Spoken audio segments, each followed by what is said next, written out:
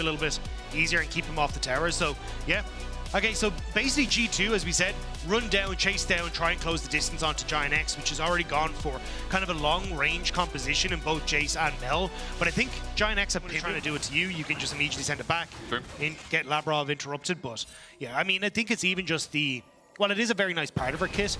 It's the ability to just get a ton of damage off at long range, which is really vital, as Lot takes quite a bit of damage in return.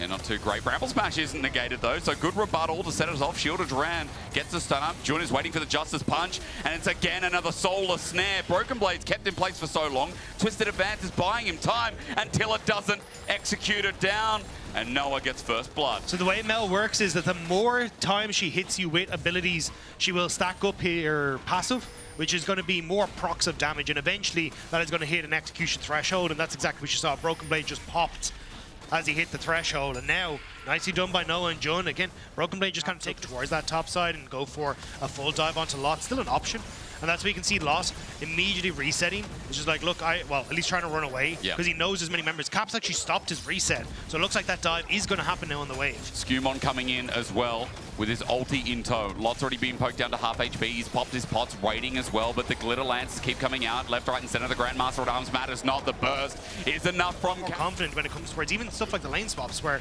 at the start they were looking a little dicey on how they were playing some of them out. It's well said, I think, as well. G2, it's been all about this development, how things come together when they're with this crazy roster built together for so long. Now Broken Blade teleporting in. This is not how it comes together. Execute yet again. Are you ready?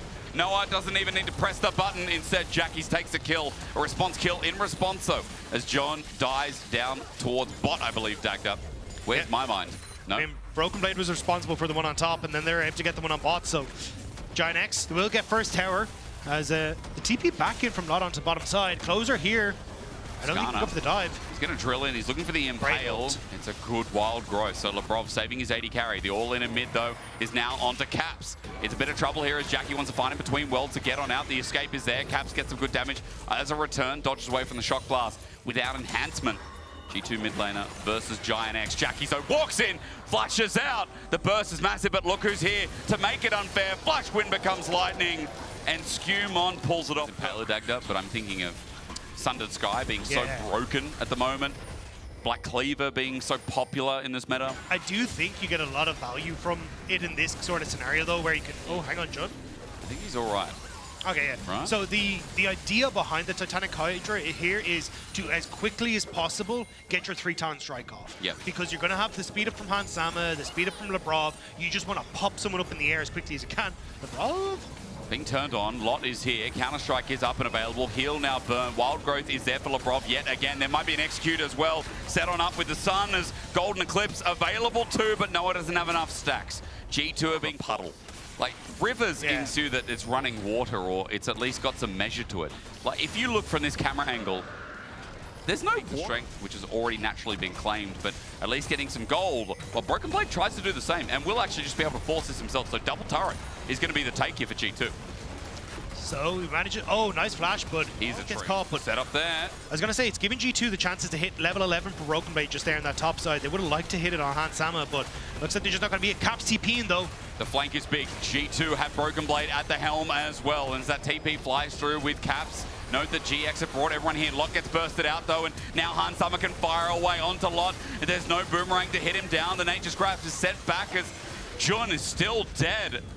GiantX couldn't walk into the fight. 200 at 18.5 minutes in this game.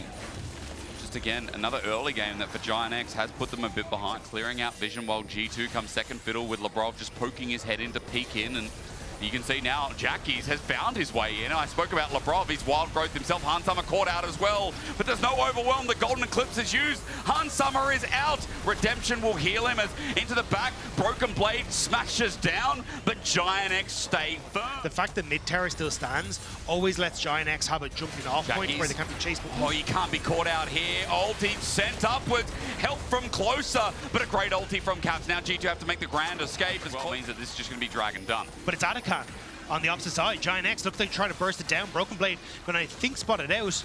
No, just throwing in a sap lane in towards the pit. So I think this is just a spell shit only gives you health now. They did change it a little while ago. Did they? Yeah. Oh, that's no mana on it anymore. It's only the health. So wait, that's a bit of sucks. God, I'm started with O. The only one I can think of is Omrecker in my head.